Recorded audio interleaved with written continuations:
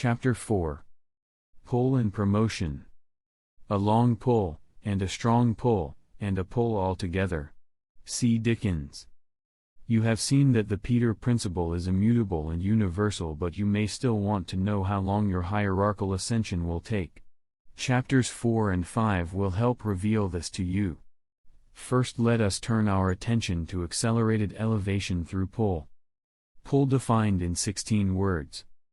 I define pull as an employee's relationship, by blood, marriage or acquaintance, with a person above him in the hierarchy. Unpopularity of the pulley winning promotion through pull is a thing we all hate, and other people. Coworkers dislike the beneficiary of pull, the pulley, and usually express that dislike in comments on his incompetence. Soon after W.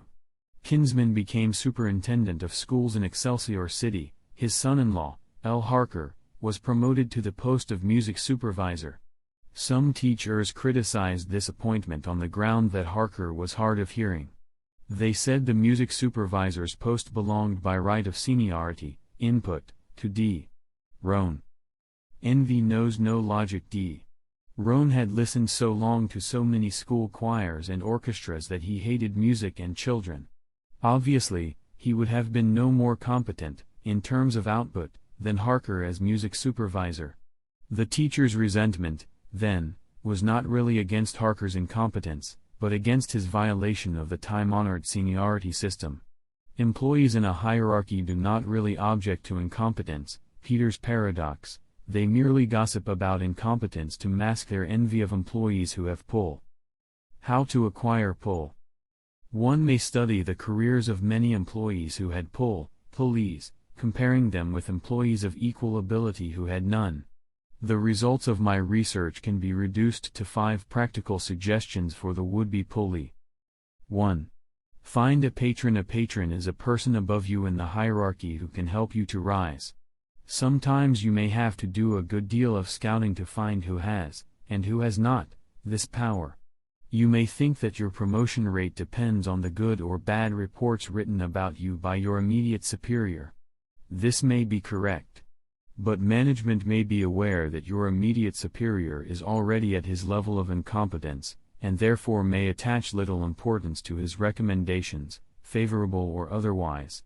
So do not be superficial, dig deep, and ye shall find. 2. Motivate the patron. An unmotivated patron is no patron. See that the patron has something to gain by assisting you, or something to lose by not assisting you, to rise in the hierarchy. My research has yielded many examples of this motivation process, some charming, some sordid.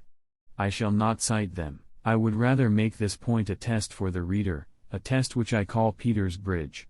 If you cannot cross it under your own steam, you have already reached your level of incompetence and no advice from me can help you. 3. Get out from under. There's no road like the open road. Imagine you are at a swimming pool, trying to climb to the high diving board. Halfway up the ladder, your ascent is blocked by a would-be diver who began to climb but has now lost his nerve. Eyes shut, he clings desperately to the handrail. He will not fall off, but he cannot go higher, and you cannot pass him. Encore. Aging shouts from your friend already on the top board are of no avail in this situation. Similarly, in an occupational hierarchy, neither your own efforts, nor the pull of your patron, can help you if the next step above you is blocked by someone at his level of incompetence, a superincumbent. This awkward situation I denominate Peter's pretty pass. Things have come to a pretty pass, etc. Let us return mentally to the swimming pool. To reach the top of the diving board, you would get off the ladder that is blocked, cross over to the ladder on the other side, and climb without hindrance to the top. To move up the job hierarchy, you get out from under the superincumbent and move into a promotion channel that is not blocked. This maneuver is called Peter's circumambulation. Before investing time and effort in Peter's circumambulation, make sure that you really are in Peter's pretty pass, i.e., that the man above you is a genuine superincumbent. If he is still eligible for promotion, he is not a superincumbent, you need not dodge round him. Simply exert a little patience, wait a while, he will be promoted, a gap will open up and pull will be able to do its wondrous work. To discover, without any doubt, whether your superior is a superincumbent, look for the medical and non-medical indices of final placement, which are described in chapters 11 and 12 of this book. 4. Be flexible. There is only so much that any one patron can do for you. To draw an analogy, an experienced mountaineer can pull a weaker climber up to his level. Then the leader must himself climb higher before he can exert more pull. But if the first patron cannot climb higher, then the pulley must find another patron who can.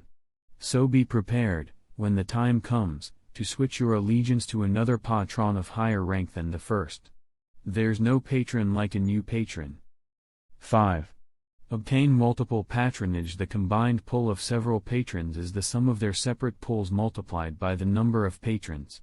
Hull's theorem: the multiplication effect occurs because the patrons talk among themselves and constantly reinforce in one another their opinions of your merits, and their determination to do something for you. With a single patron, you get none of this reinforcement effect. Many a patron makes a promotion. Why wait? Escalate. By following these hints, you can obtain pull. Pull will speed your upward motion through the hierarchy. It can bring you to your level much sooner.